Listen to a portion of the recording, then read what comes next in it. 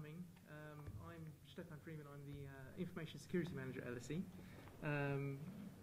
This is the first of a series of 3 talks around raising awareness on information security risks with the hope that it will prompt a little bit of thought around people's activities when they go online. This lecture is actually being organised through IT Services at LSE, and we do have a wealth of information on our website, and we've just launched a series of leaflets with top 10 tips on how to keep yourself safe. They're available out in the foyer on the table.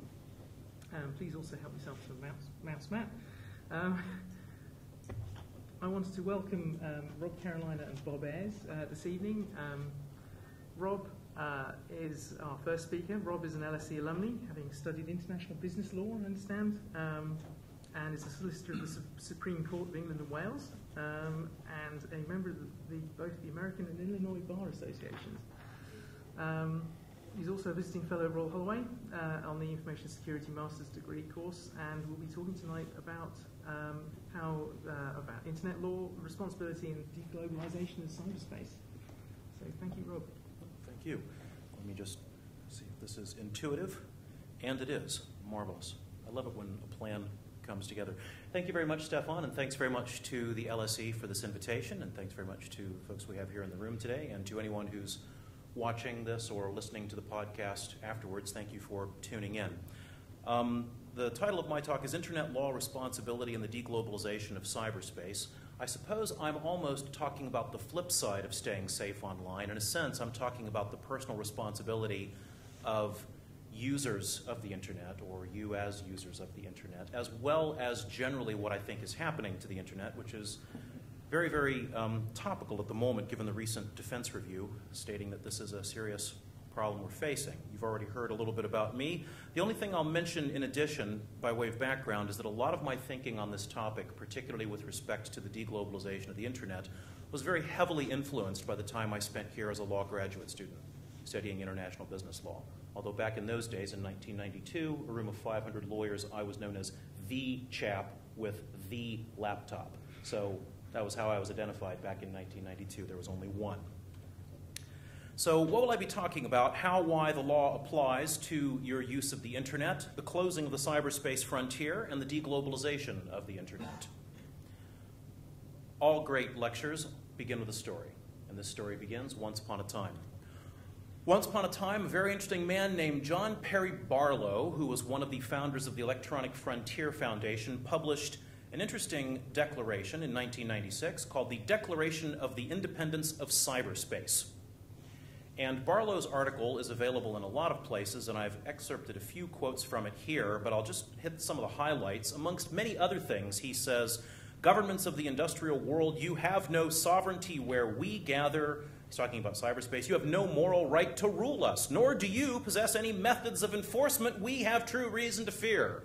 Yah-boo sucks. You know, we're out here in cyberspace. You can't find us. You can't enforce your crappy old laws against us. "Cyberspace does not lie within your borders," said John Perry Barlow in 1996, which is all a very lovely idea and utterly and completely wrong.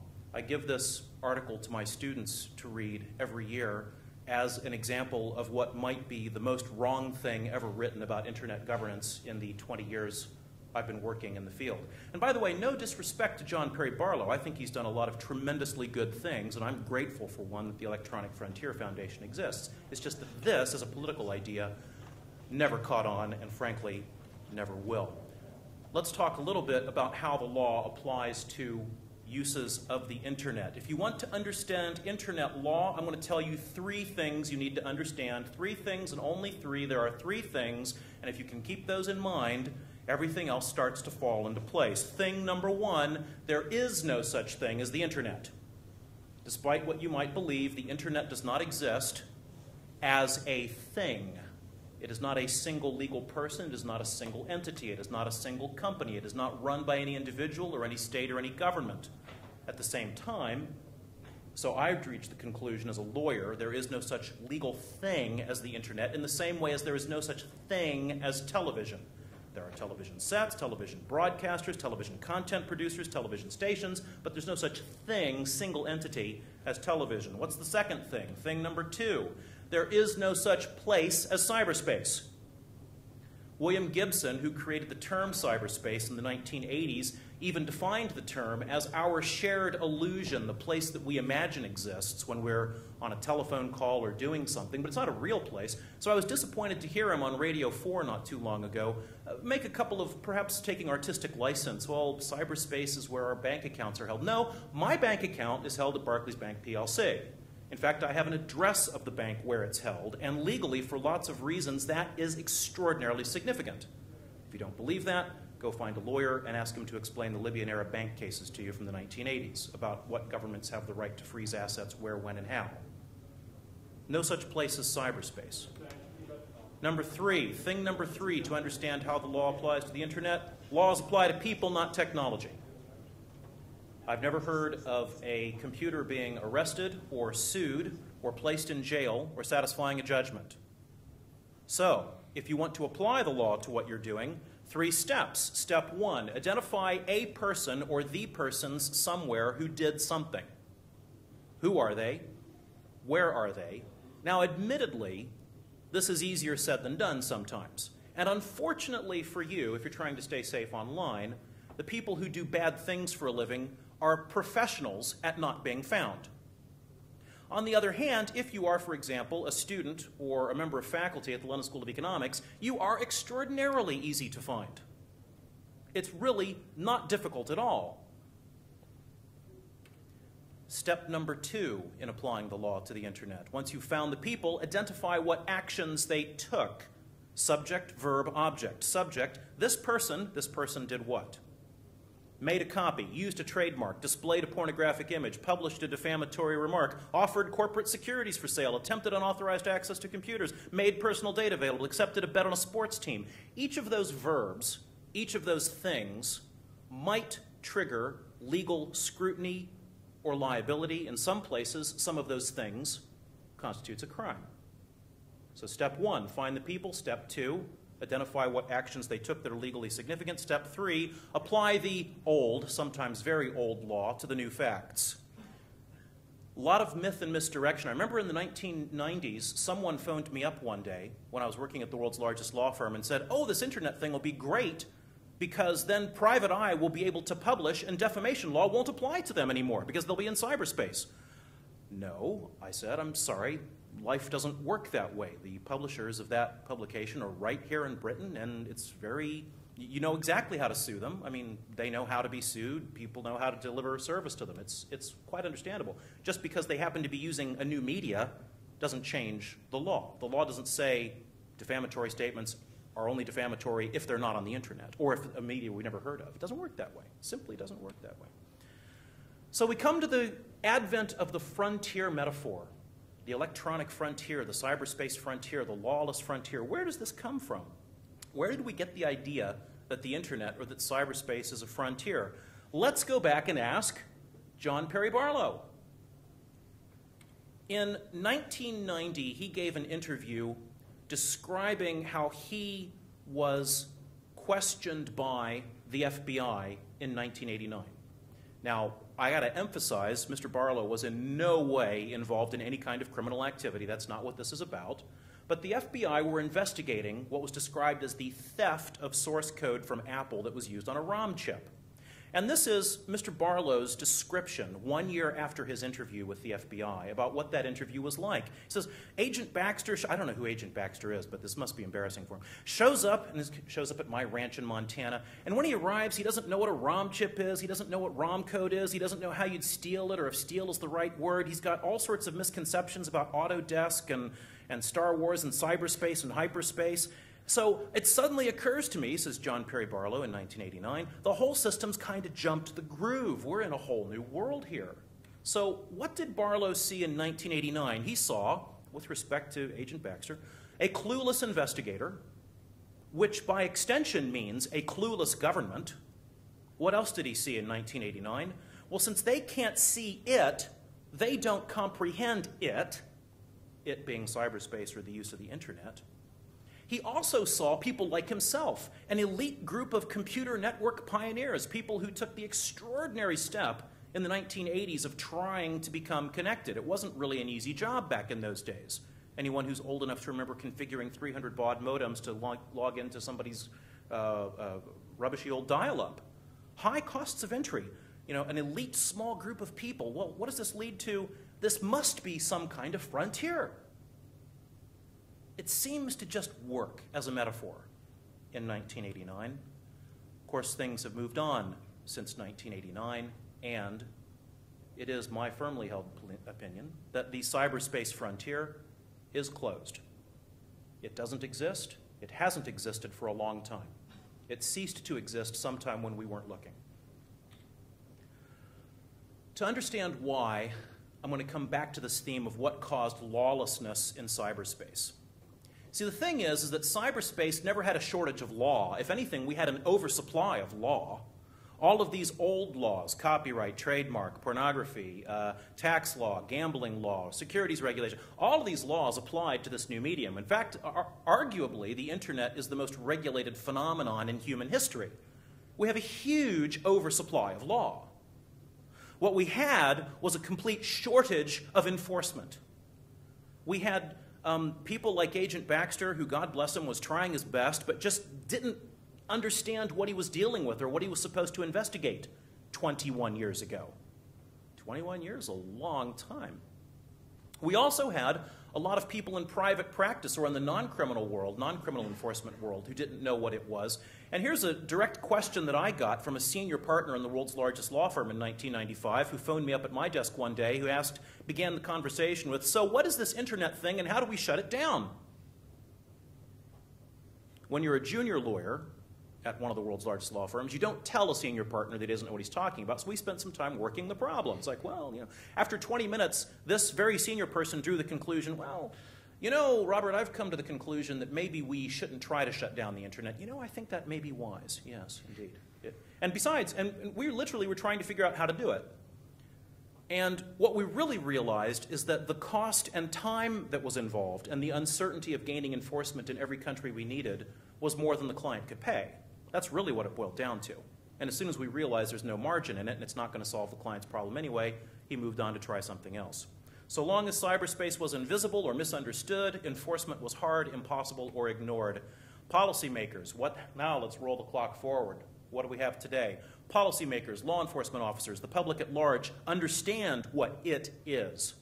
I've got my 5-year-old godson who understands what it is. His 7-year-old sister who's been setting up websites since she was 4 years old. People generally understand what it is. They don't make the mistakes that Agent Baxter genuinely made back in 1989. Police officers understand what it is. Even lawyers, God help us all, even lawyers understand what the internet is and how the law applies to it. Consider, for example, I'd love for someone to do the statistics on how many millennia of criminal sentences have been handed down for people who were convicted of doing something via the internet. Well, I was just publishing pornography on the internet, therefore it couldn't have been illegal. Lots and lots of enforcement activity has happened. The fact of the matter is we did not settle cyberspace, the cyberspace frontier. We just kind of woke up one day and realized that cyberspace is really here with us on planet Earth. Sorry. One romantic metaphor dead. Let's move on. So now that we no longer have a frontier, we do have the problem of a media that appears to cross national borders in a heartbeat. So what will the international community do to deal with the internet? How will laws apply internationally to the internet? Well, first newsflash, there are no we the people of cyberspace. That was one of the key flaws in Barlow's argument. He genuinely thought that, I suppose, that some kind of society would emerge that would be cyberspace-based or information-based. Well, I hate to tell him, but unfortunately there are now so many hundreds of millions of people who use the internet every day, they're not about to form a singular group revolution, raise a standing army, tax themselves. It's not happening. Furthermore, Facebook is not a country, and it never will be. I've been in the dialogue with a very respected network engineer who's arguing with me about this, because there was an article published, if Facebook were a country, it would have this many citizens, it would have that much revenue, it would have this many people. And it's like, yes, but Facebook isn't a country. He says, why not? Why couldn't it be? I'll be writing an article about that soon, surprisingly, and publishing it on internetborders.com, where I muse about these sorts of things. But Facebook is not a country and never will be. So what do we have? We have an international organizing system that we've been more or less happy with and that we have more or less honored for a few centuries now. And it boils down to this. We organize ourselves on this planet by reference to geographical sovereign states. And the basic deal that we've had with one another for the last few centuries, again with some very notable exceptions and some unfortunate exceptions, both recent and past, are that within your own sovereign geographical territory, we'll leave you alone, and within our sovereign geographical territory, you leave us alone. That's more or less the international norm that we proceed from. So, in a sense, we already have an organizing theme for how the international community and laws nationally will deal with the internet. Laws apply in whatever way each sovereign state chooses to apply them, because they're sovereign states, and that's what they do. They enforce their laws in their territory. Now that leads to some interesting tension. Here's a list of cases, most of them are older cases, that first started alerting people to the problem of states enforcing laws across borders with respect to internet activity. I'll talk briefly about the last one, Gutnick versus Dow Jones. It was a case decided in Australia in December 2002. Mr. Gutnick was at that time, I suspect still is, a resident of Australia. Dow Jones, for those of you who don't know, publishes the Wall Street Journal and is more or less a resident of New York City and New Jersey as it happens. They published an article which contained a defamatory remark about Mr. Gutnick. Mr. Gutnick decided to sue Dow Jones. And where did he sue them? Not in the U.S. If you want to win a defamation case, rule number one, you don't sue anybody in the U.S. U.S. courts don't like defamation cases. So he sued them in Australia, where he lives, where he has friends, where he has business connections, where he has a reputation to defend. And the Australian court said, yeah, okay, we'll deal with that. Dow Jones, you are liable for violating Mr. Gutnick's rights. You have defamed him in Australia. They said, but hang on, our servers are in New York and New Jersey. Yes, said the court, but your screens where people can read what you write are here in Australia and every other place in the world. But we don't care about every other place in the world. My job as a judge today is to figure out what you've done in Australia. Since you have published a defamation in Australia, here's a judgment for Mr. Gutnick where he can collect a lot of money from you. And you should issue him an apology, by the way. So, not too surprising. The other cases on here are sort of other examples. I mean, the U.S. has done this criminally with respect to offshore gambling operators. But I'll move on because there's a lot to cover. It's not just states who are seeking to enforce this kind of international scheme on how the internet works. Increasingly, our experience of the internet, one of the key factors that drives what we see, is not just the URL that we type into a browser. It's our actual geolocation. So, for example, on a recent trip to Morocco, I looked at yahoo.com. What ads was I given? Well, I was looking at yahoo.com, which you would think is a US site, and it is, but the ads served up to me were written in French and in Arabic. Why? Because the advertisers made a reasonably good guess that I was physically geolocated in Morocco. Similarly, here's a good example. The BBC, God bless the BBC, makes a lot of money from internet borders. The reason is, when you look at something like the BBC News site while you're geolocated in the UK, in accordance with their charter, they don't show you paid-for advertising. I like the BBC. I'm one of the few people who enjoys paying the license fee, because I like watching the BBC. And when I look at their website, and they look at me, and they say, oh, here comes someone who's geolocated in Britain. Oh, don't show them any advertising, because under our charter, we're not supposed to show paid-for advertising to people who are in Britain. I take my laptop, get on a plane, land in Canada, log into BBC News, bang, paid-for advertising, on the same site, using the same URL. What kind of advertising? Well, sitting in an airport in Toronto, I got served up an ad for a Toronto car dealership. Get on another plane, go to the Midwest in the United States, open up my laptop, connect to the web, same URL, news.bbc.co.uk, what comes up? BBC and paid-for advertising. What kind of advertising? advertising for a car dealership in Chicago, Illinois, and for a television network that's only available in U.S. cable systems. What we see online is increasingly driven and altered and shaped and modified and edited, specifically directed to you, in part on the basis of where you are in the world. And it's pretty good technology, and it's getting better. Why do businesses want to discriminate by geolocation? Well, it might be for targeted advertising. It might be because they want to avoid liability where their content is not supposed to be received. Yahoo got into a huge debate with the French government 10 years ago about whether they should allow Nazi memorabilia to be offered for sale in a way that could be viewed by French residents. Caused a huge diplomatic row. Recently, I was reading the book Googled, and amongst other things, just flying past on around page 72, the author happens to write, of course, Google does do some things, like they won't allow search results to serve up Nazi results to end users who are in Germany and France. Whoa, wait a minute. It's not even the theme of the book. It's almost a footnote at this point. I guess that's the good kind of censorship that Google can live with, as opposed to the bad kind that they can't live with. I'm not here to defend the human rights record of any individual country. What I'm here to say is that individual countries have a job to do, and they perceive their job as protecting their country against whatever threats they perceive. And they're sovereign within their own territory. Businesses have to make some hard decisions sometimes. All of this leads to observation number 2, in case you haven't noticed, and most people haven't noticed, the internet does have borders. Here is the traditional view of the internet cloud. One big happy cloud in one big happy world. You're going to sign up for cloud computing. Where is the cloud? The cloud is nowhere. The cloud is everywhere. The internet is the cloud is the internet.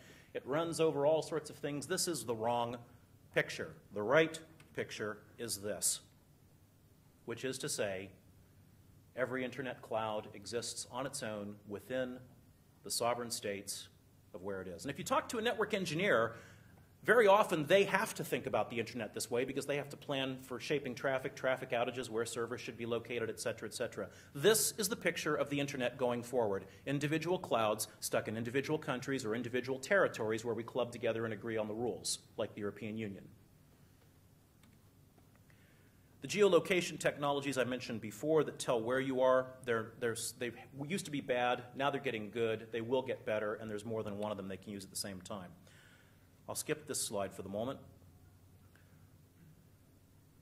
In terms of different types of efforts to enforce internet borders, not just governments, state enforcement, of course, the Great Firewall of China, also the Great Firewall of Australia, others will be coming. We saw the big defense review here in the UK yesterday. Frankly, if Western governments aren't thinking right now on the question of how do we secure our borders from overseas traffic, then I don't know why I'm paying taxes. They ought to be. Actually, I do think they are. They just don't like to talk about it. One interesting case to look for, by the way, if you want to see this in action, is the European Union versus the USA on the question of what do we mean by privacy, with airlines and SWIFT caught in the middle. For those of you who know SWIFT, the Society for World Interbank Funds Transfer, they got caught in a case of regulatory shear where complying with one set of laws caused them to break another set of laws, and the fix is to require them to they had to reconfigure their own internal network in order to be able to comply with everybody's laws at once. Now that the internet has borders, what about domain names and addressing? Here's one that the network engineers don't like to hear. Is there truly an authoritative root for the whole of the global internet anymore? Answer, no, of course there is not. Don't believe what ICANN tells you. Oh, there are 13 servers and they are definitive and they are authoritative and they are... Nope. All of China points to a different set of root servers, and they route traffic to whatever destination they feel it should go to. It's just that they feel most of the time they're going to follow the ICANN so-called authoritative route. That's not the first time this is going to happen. I think eventually we're going to see more of that moving forward. For that matter, technologically, I know it's a better and more elegant design, but does ICANN or anyone really need an exclusive global DNS root server? And now we're in sort of really science-y, network engineering territory, and I better move on. This leads to observation number 3. The internet has, in my professional opinion, and based on my 20 years of experience, entered a new era of de-globalization. Newsflash, the internet is not, despite what you've been told, inherently international. I don't think it's inherently anything.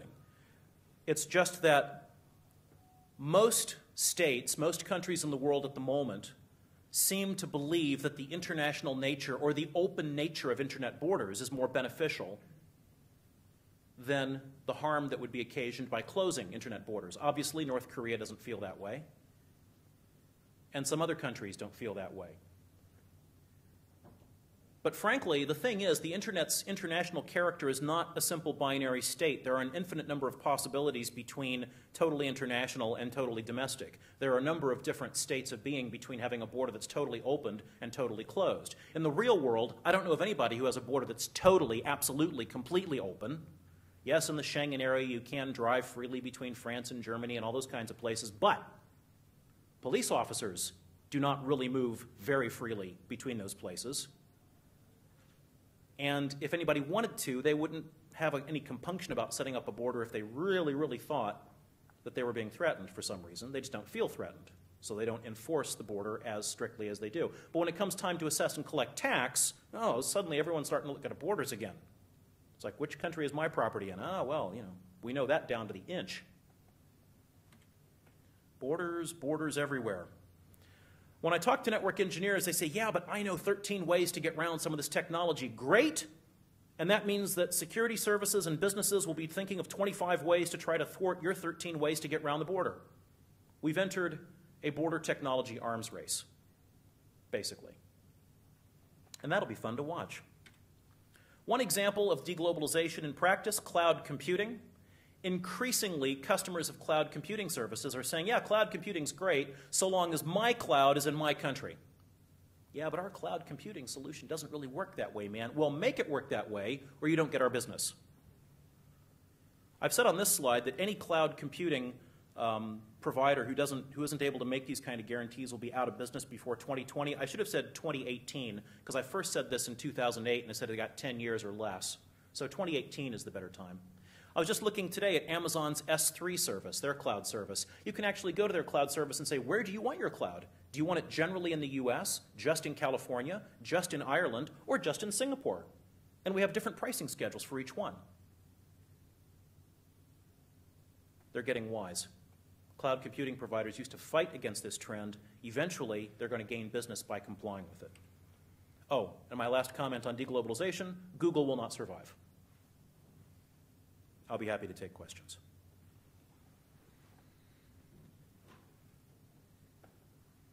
Any questions? Deathly silence. This gentleman here. Oh, is there a microphone? Wait for the microphone. Sorry, a sort of obvious one. Why do you think Google won't survive? I'll back up.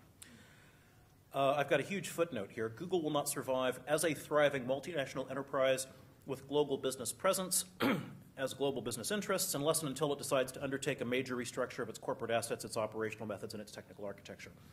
In other words, Google will not survive as it's currently structured. They have two choices. They can either reorganize or stay a US company for the rest of their lives. By which I mean, they recently had a bad experience in China, where the Chinese told them what rules they had to follow in order to have an office there, to have a trading presence there, to operate their website through .cn. And they kind of worked with that for a while, and then they decided, we don't want to work with that anymore, so they pulled out. They've just had 3 executives convicted of a crime in Italy because of the YouTube service. Not anything the 3 guys did individually, but they were found responsible on sort of a corporate control basis. If they continue to face that kind of liability, they have to make hard decisions. We either change the way we do business and change the way we structure, or we start, maybe they'll pull out of Italy next. Maybe they'll pull out of Ruritania and the land of Nod or any other place where they don't like the rules. I think if they want to restructure as a global business, they're going to have to realize that content businesses and telecommunications services businesses are inherently sensitive, will always be subject to some measure of local control, local sovereign intervention, in the same way that BlackBerry, RIM, has found out recently. And they will, in my opinion, they'd be well served to break themselves up into 2 different operating groups, which is one operating group or individual operating units that work on a country basis that liaise with local countries, and then have a flagship headquarters office that focuses on technology development and IP licensing, so that they can literally sit in California with clean hands and say, hey, that's not our Google. That's Google Ruritania. And Google Ruritania is either a wholly owned subsidiary or, shoot, flog it off to sell it to somebody else, to local shareholders. We license them our technology, and we have no control. That's what we have to do business there. They can either go down that path, which we see with things like international energy companies, or they can collapse into their own single market. I don't know which way they'll fly.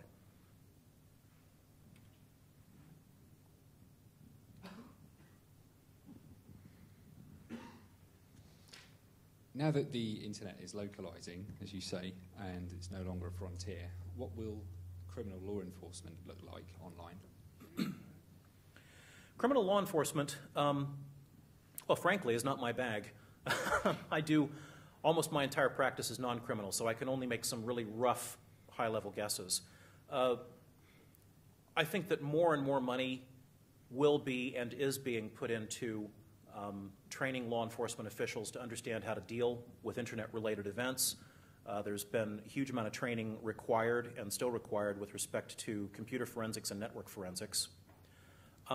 But criminal law will always suffer from one significant limitation, and that is the inability to extradite criminals from one country to another. I mean, in this country, there's one guy who's been awaiting extradition to the U.S. for, what's it now, 6 or 10 years or something like that. And I don't want to comment on the merits of his case. There are merits and demerits of his case. But similarly, when the police here find evidence of criminal misdoings in, let's call the country Ruritania, because I don't want to annoy any countries unnecessarily. There's a criminal gang in Ruritania. We can tell you exactly what block they live on, and they're using the internet to break into banks and steal money from little old ladies and all sorts of things. The police in Ruritania won't give any help. So if you can't enforce the criminal law against those people, somebody better build a better border. Or perhaps somebody had better find a better border enforcement technology. I look for the day when somebody announces, we have decided arbitrarily to stop all traffic coming from country X until they can sort themselves out. Or it's all going to go through a scanner or a NAT box or something which goes through police headquarters before it's allowed in. Can I just add to that as well that we do have Detective Superintendent Charlie McMurdy from the Police Central Crime Unit coming tomorrow, as well as David Blunkett, who's the... Indeed, you can ask her all of those questions about how she's trying to enforce the law. Frankly, she and the police have a very, very difficult job. And if they can't do their job, then somebody else at the security level has to find a way to assist in basically protecting the citizens of this country.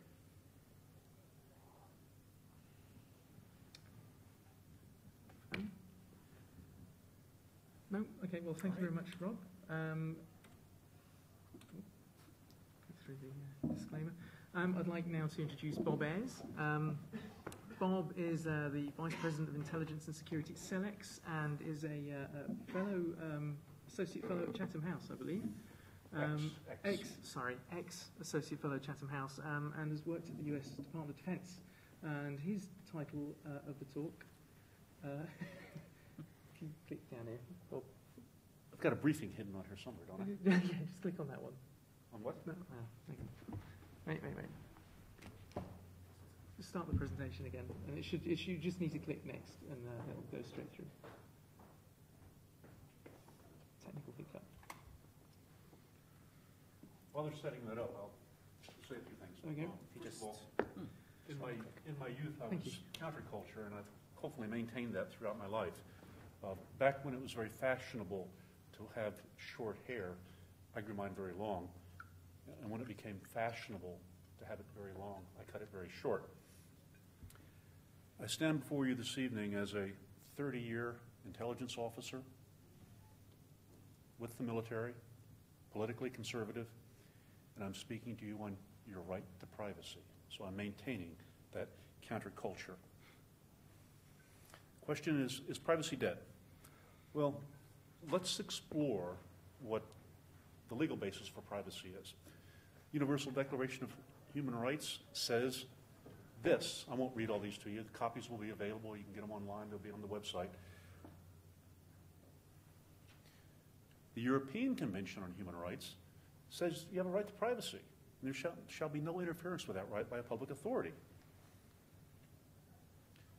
Typically, as citizens, you're required to provide personal information to the state with the expectation that the state will use it for its intended purpose. And here's some examples. You have to give the state information about you if you want to get a driving license. The state will impose some requirements on you to provide information so they can tax you. all of this information was provided for a specific purpose, and we all assume that when we provide that information to the state, they will use it for the purpose intended. And the same sort of analogy exists with the private sector. You have to provide your bank with information to get an account. You have to provide the airlines with information to buy a ticket. Again, you provide that information with the assumption that it will be used only for the intended purpose. Now, right now, we live in an interesting time in which the state has several criminal concerns. One of those is terrorism, and whether terrorism is a crime or an act of war, I won't debate that. The other thing the state says is they are very concerned about organized crime, drug dealing, people smuggling, and criminal conspiracies, pedophilia, activism, political, environmental.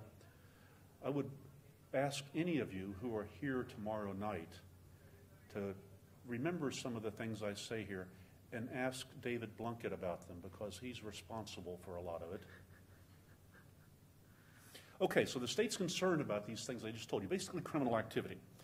And what has the state's response been to pedophilia, organized crime, people smuggling, drugs, terrorism? Well, they've implemented a lot of things. They've implemented non-consensual surveillance, video, technical surveillance, listening to your phones. They've introduced various forms of identity validation. And they've increased domestic human intelligence. That's a fancy way of saying they're collecting information on us. The criminal justice system has done some things too in response to terrorism, organized crime. They've done things like they've extended the period that they can hold you without charging you. They've deprived your liberty through a non-judicial process called control orders. And they've even made criminal activity of doing things like glorifying terrorism. So if you say a suicide bomber who blew himself up had to have been a brave man, that may be glorification of terrorism under the law. Problem is, there's no definition for what these are. We've also made it criminal to possess information that may be used for a criminal purpose. Not that you'd ever want to do this, but if you go online and you look up something called the Devil's Cookbook, you can find all kinds of information for making bombs and explosives and infernal devices and booby traps. Under the British law today, possessing a copy of that is illegal, or could be illegal.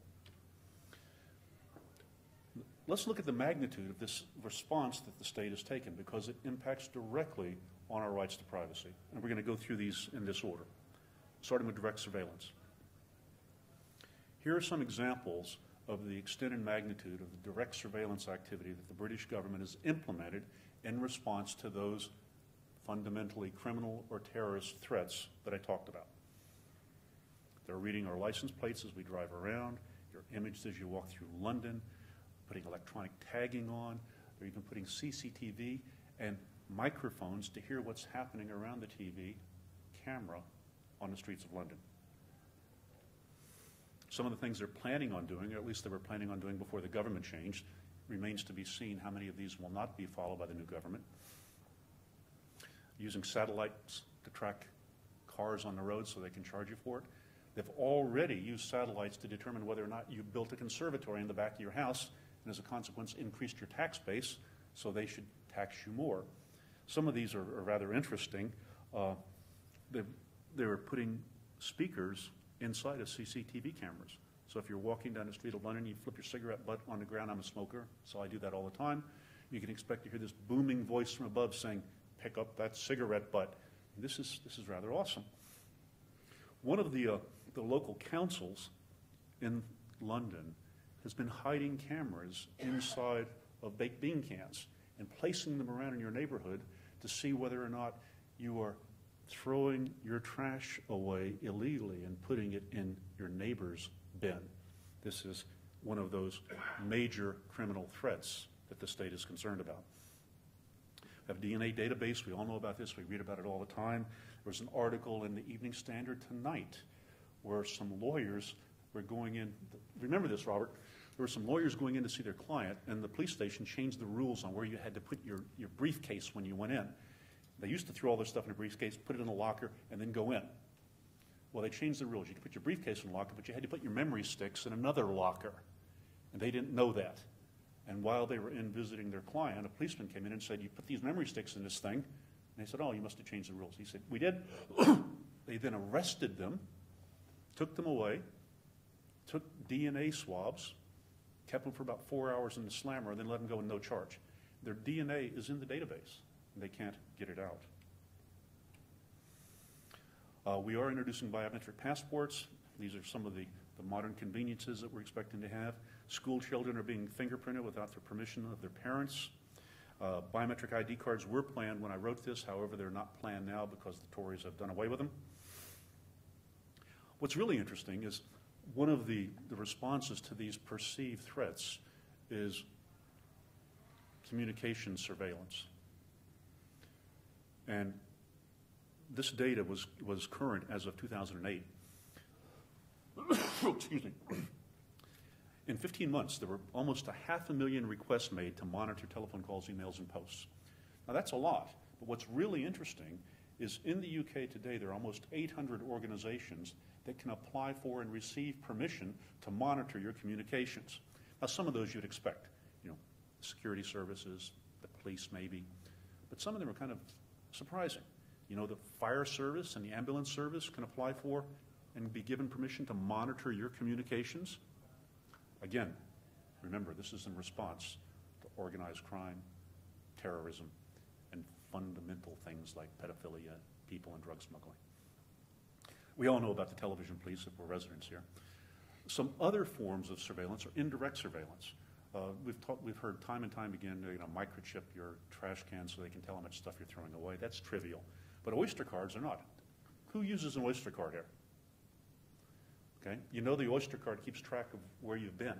It doesn't just give you a free ticket to get on the thing. And the police can take your Oyster card and use that to reconstruct your journey and see where you've been and the times you were going. It's happening more and more and more frequently. There's a lot of things that have been thought about that may or may not ever come to pass. You can see some of the things here.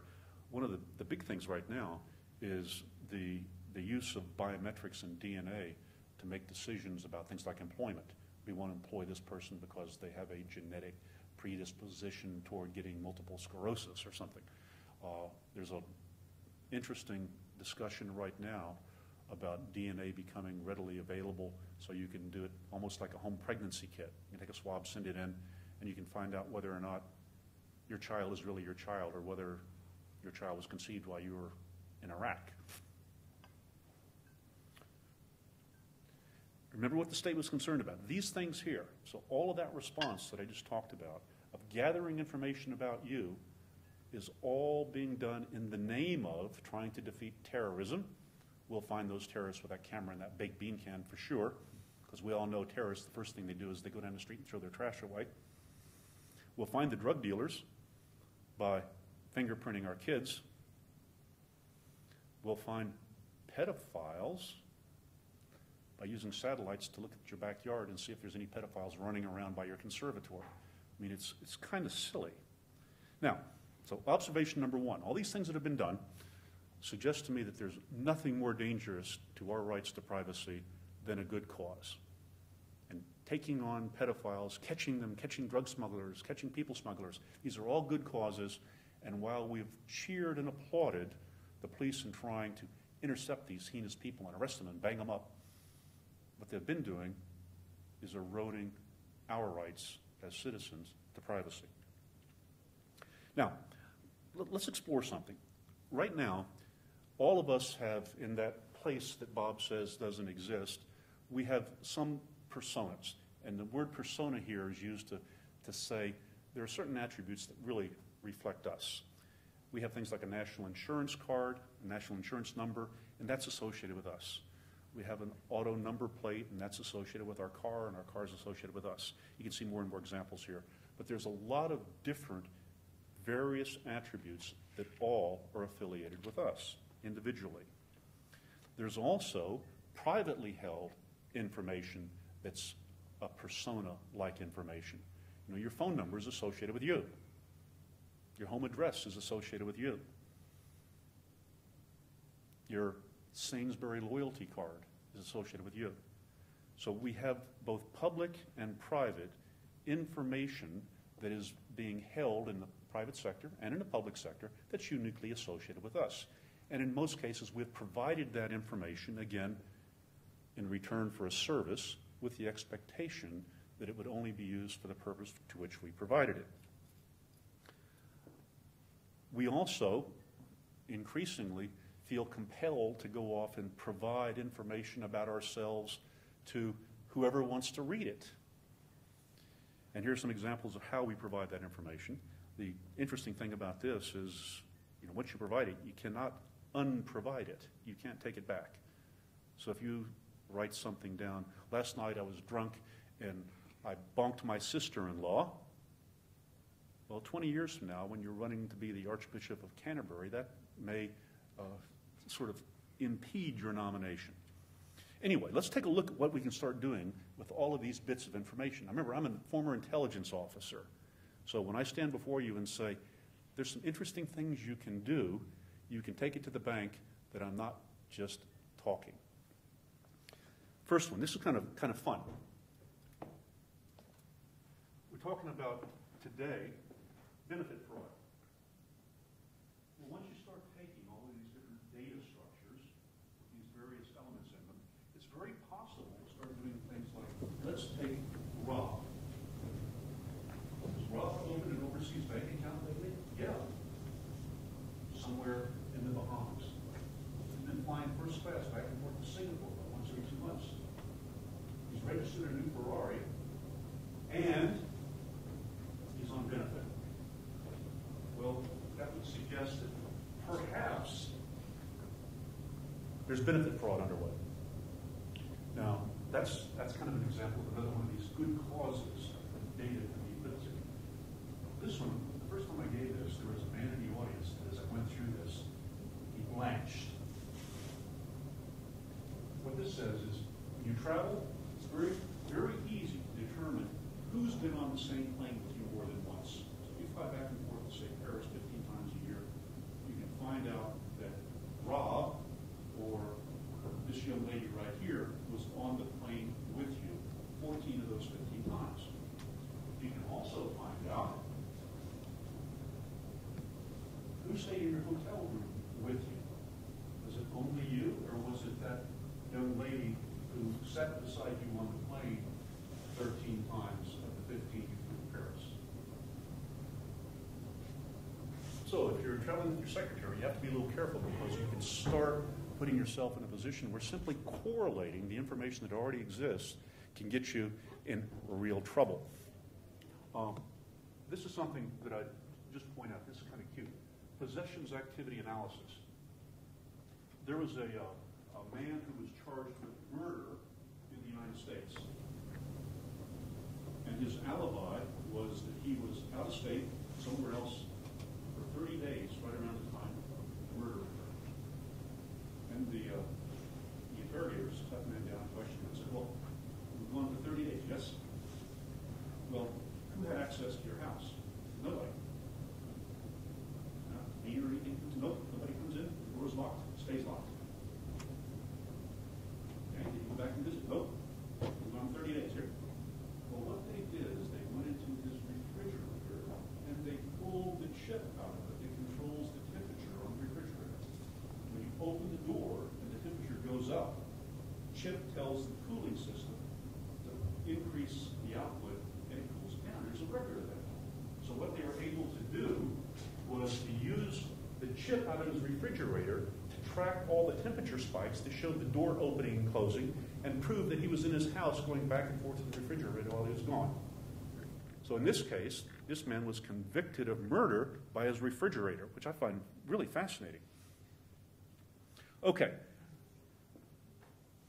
European Convention on Human Rights says you have the right to privacy. The state shall not interfere with that right, correct? Well, I kind of left something off. What I left off are the exceptions. And here are the exceptions. You have a right to privacy unless national security interests override that right. You have a right to privacy unless public safety overrides that right.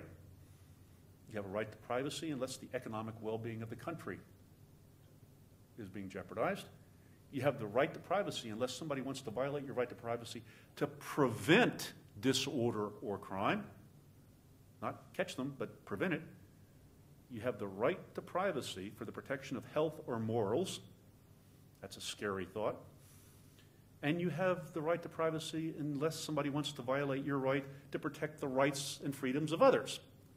So what I would suggest to you is that you have a right to privacy unless any of these exception conditions apply, which in a cumulative sense mean you don't really have much of a right to privacy. Now, what's kind of cute is exception conditions exist. That's law. But let me ask you a few questions. Who determines when your right to privacy falls into one of those exception conditions? Who makes that determination?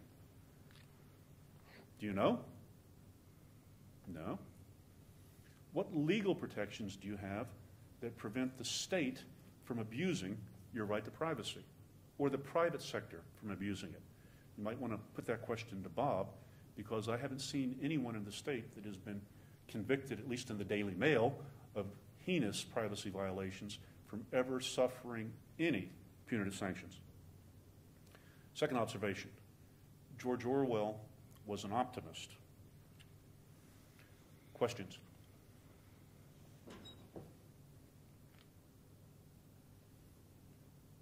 Oh, boy. Let me have that thing. I got to read this to somebody. That one, yeah. This is staggering. Please note, these are guidance for the people that are here. You should issue the following declarations in the first instance. This is if you're doing something bad like heckling. As chair of this public meeting, I remind you that it is a policy of this school to allow freedom of speech to visiting speakers. Please stop disturbing the meeting.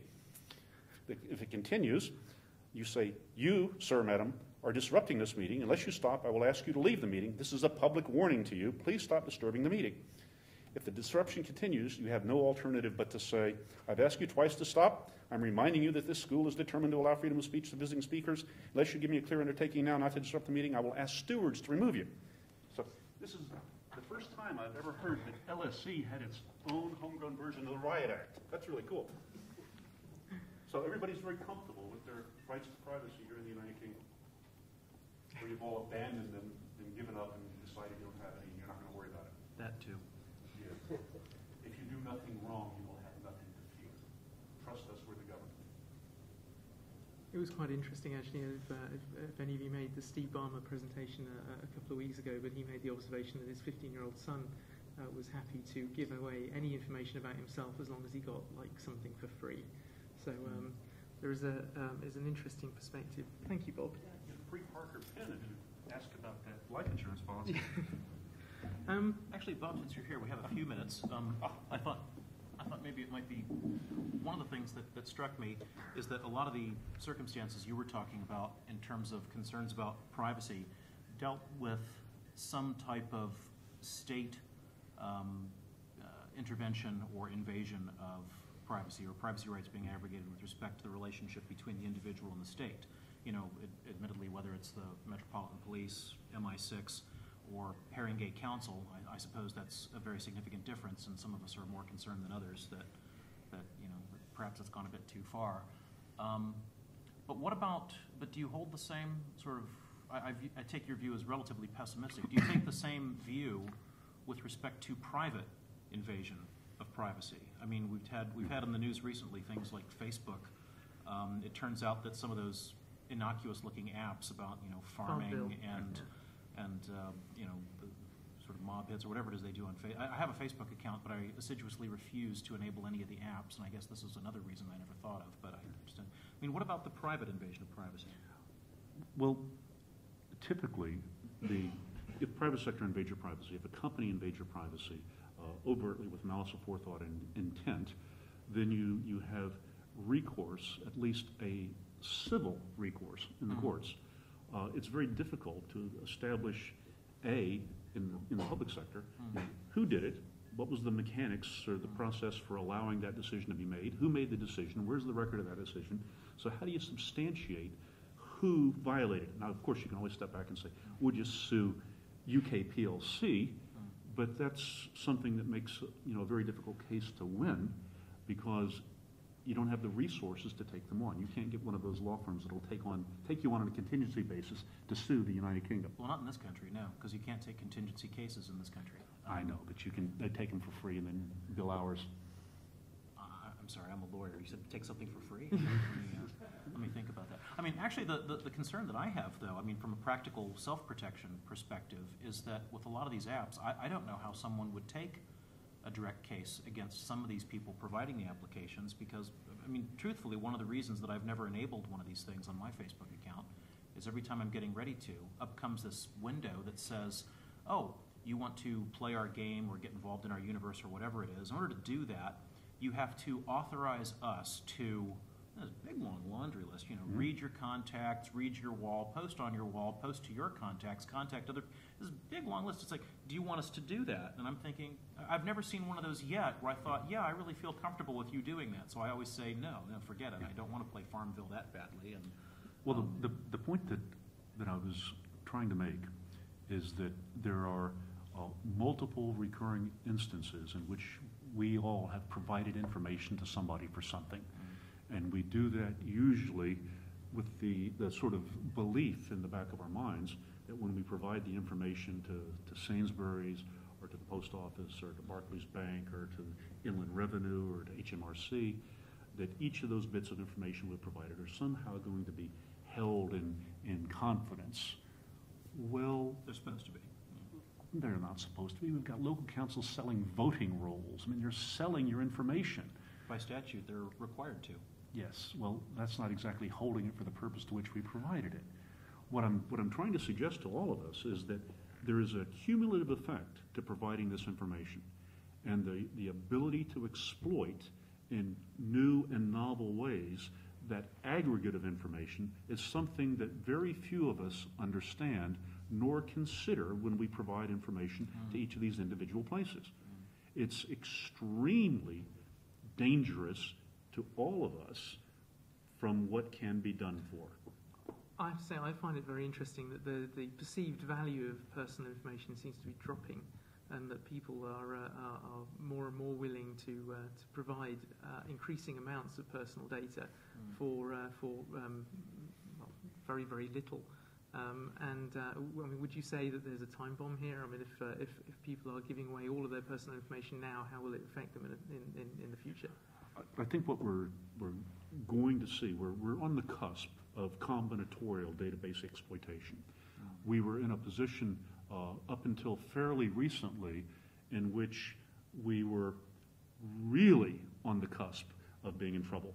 By that I mean the biometric identity cards were going to do something that was going to be extremely dangerous to all of us. And something was this. Right now, you go off and you pay your taxes, and the tax guy has a database, and Barclays Bank has a database, and Sainsbury's has a database, and they're all different, and they all put your name in differently, and some of them spelled it wrong, and it's all screwed up. So if you wanted to search across multiple databases, it's problematic whether or not you could even construct a search statement that would actually work against them all. Well, the identity card was going to have a key data element on it that was unique to you. That's the purpose of having it. And so when you want to file your taxes, you use that key data element to represent you. When you get a driving license, you use that key data element to represent you.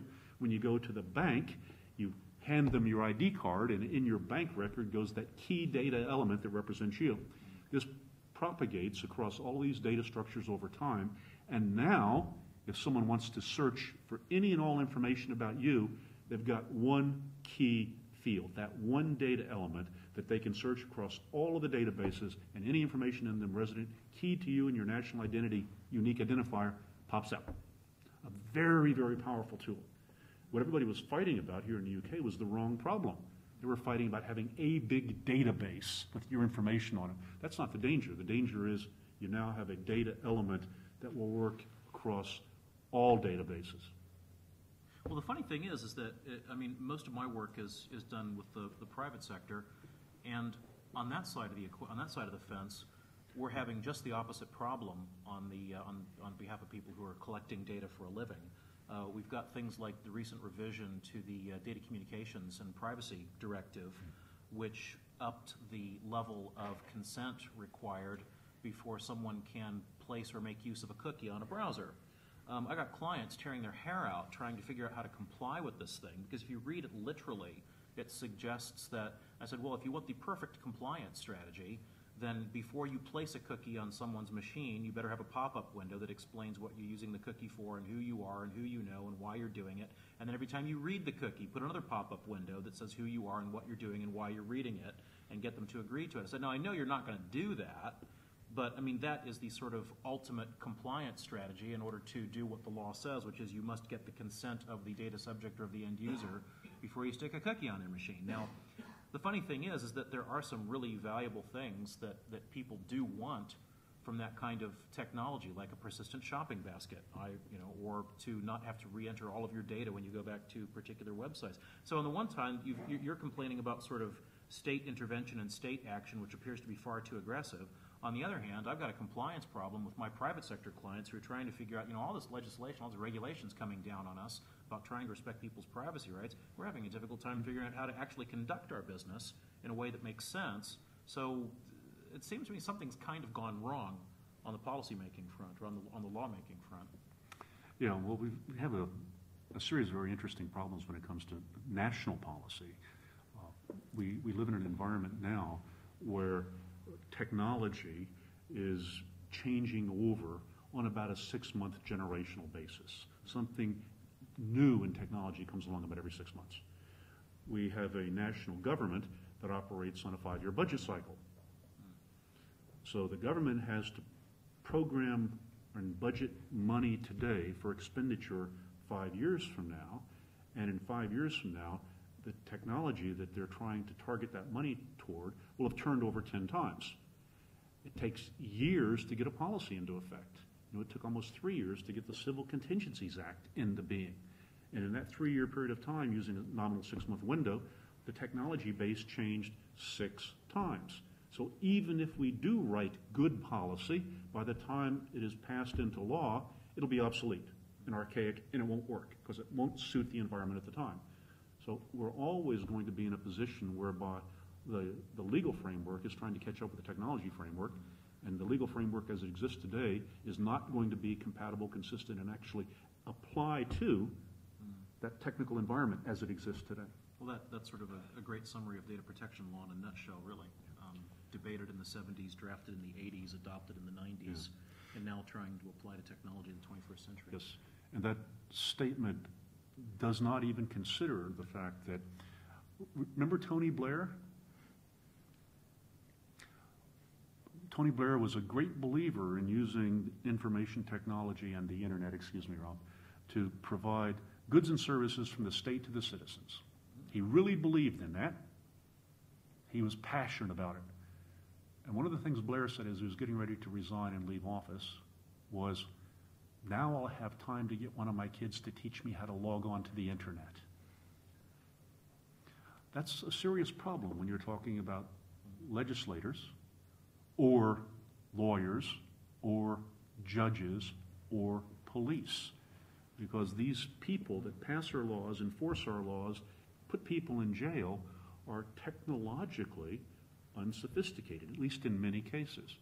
So you're standing in front of a judge who's, some of the things you read about the older judges are mind-boggling. Just to say the judges. Yes, yeah, the judges. You're standing in front of them, and your life or your liberty is on the line, and you're trying to argue some sophisticated IT-like issue, and he's sitting there thinking about where he's going to go salmon fishing in the summer because he didn't have a clue what you're talking about.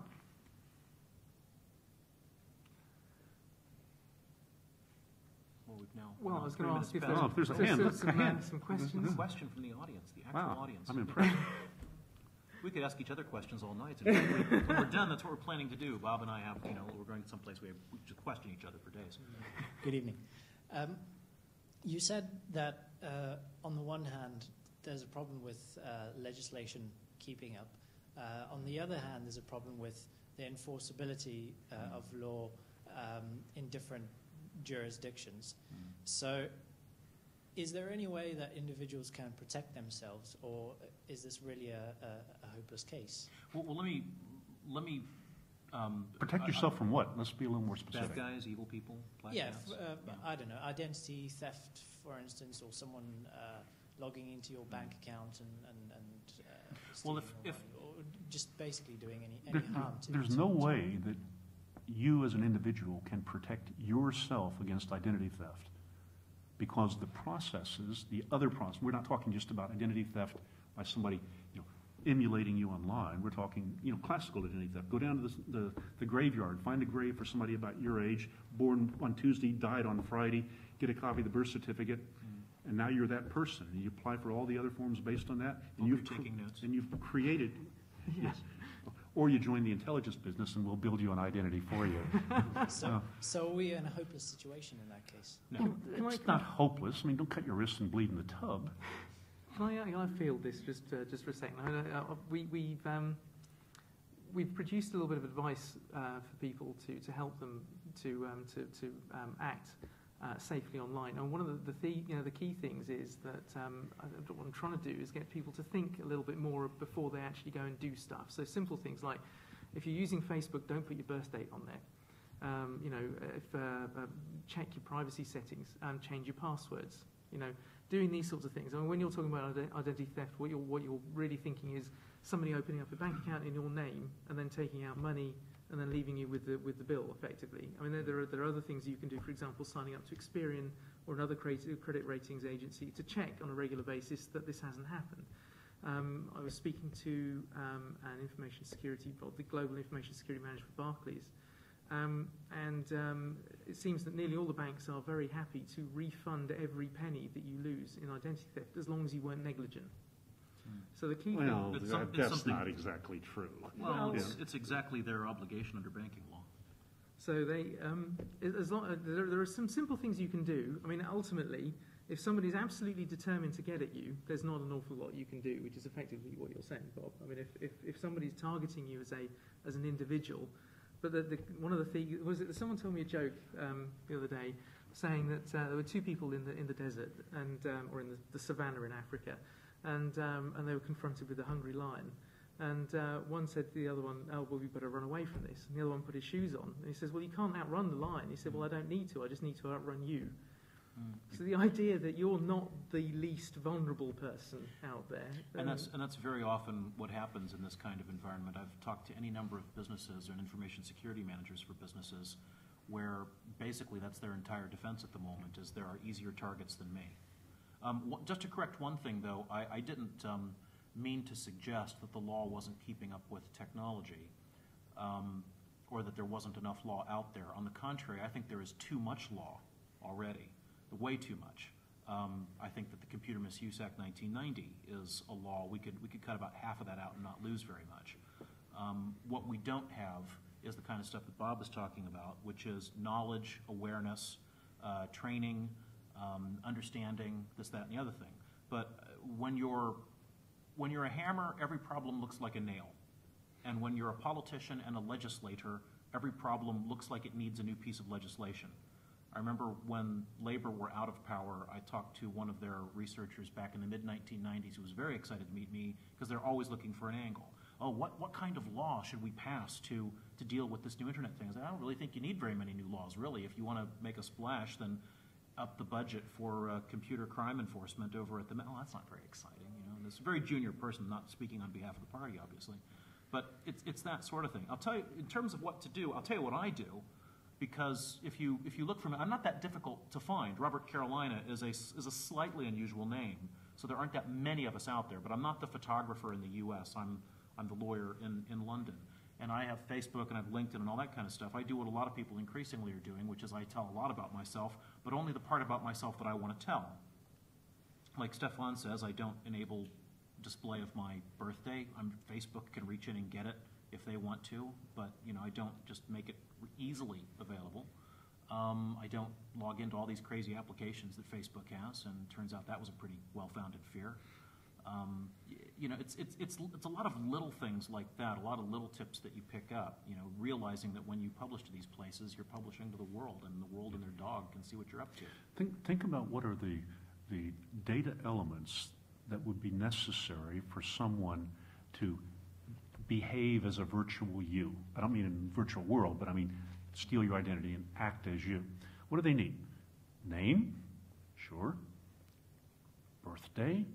Sure. Address? Sure. Do you have a bank account? Bank account? Sure.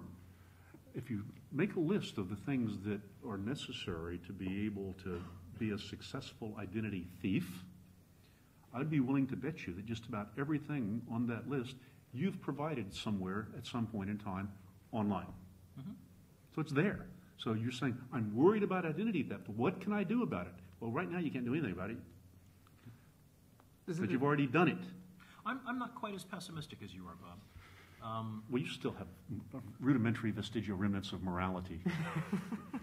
I'm sorry, I thought someone explained I'm a lawyer, so that can't quite be right. But no, I'm not quite as downbeat on it. I mean, I do agree with you, Bob, in the sense that if a government's going to come after you, they're going to get you, particularly a well-financed government that wants to spend a lot of money finding out about you and reaching into your life and making your life a misery. I mean, they have infinite resources, relatively speaking, and they can do that. My main concern tends to be the 3 people who've stolen my identity in the last 12 years and siphoned lots of money out of my bank account, which the bank thoughtfully put back as soon as I drew their attention to it. It's that kind of thing that I'm more worried about, the criminal gangs who seek to grab your debit card number, who shoulder surf at ATMs. I mean, I'm less worried about giving my birthday to an online insurance comparison website than I am to using my ATM card at a sort of an airport in a slightly dodgy part of the world that makes me nervous about who's looking, who's nearby and looking over my shoulder. So I'm a bit more upbeat generally, but it's one of these, take caution in a lot of things you do in life. I mean, it's also worth noting that part of the point of having these talks is to sort of raise a little bit of awareness and make people think. I mean, one of the things that many people haven't twigged is the Facebook privacy policy, for example, states in it, near the bottom, I believe, that everything you put on their site may, or at some point, be made public. So that's a thought. Have we got another question at the back? Sorry. The gentleman has been smiling a lot as we were talking, so I'm curious as to what he's going to ask. You may not like the question, though. Yeah. I've got the form that we'll just accuse you of heckling. Just as long as you don't have to read it too quickly to me. I agree with a lot of what you're saying, and I'm one of those pessimistic and fearsome people who will not put or set up a Facebook account. I've read those T's and C's. I don't like them. And so with my wife as a teacher who is advised professionally not to open a Facebook account, having read in the paper accounts of teachers who've been caught by having posted their details up there. Yeah. Caught in what way? Bringing the profession into one teacher put a picture of herself on there in a very skimpy bikini and got in trouble because the school said, "Oh, the students will see you like that, and that's not responsible and professional." That's exactly the article that I saw. Yeah. But Facebook why is that a surprise? Why is that a surprise? What if someone were a school teacher, and I mean, how many times have we had cases where... Wait, stop. He never got to his question. Yeah. Oh, you're right. I was going to say, Facebook are nice because they actually say that, but the government don't. And my question is a sort of a two-pronged one.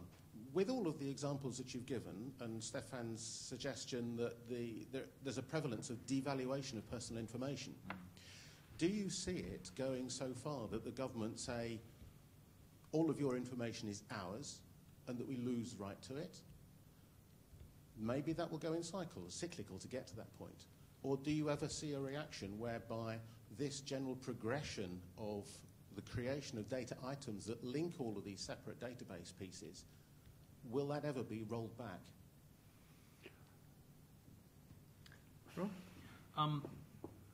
In my opinion, the part of your question that we could spend days unpacking was the question of, is my data mine, or does it belong to somebody else? This concept of belonging or ownership doesn't fit really well with data, whether it's personal data or any other kind of data, because we're dealing in intangibles all of a sudden. And when someone asks who owns this data or this database, which I get is the kind of question I ask all the time, it's like, well, copyright and database right vests in that person, data subjects have certain data protection rights.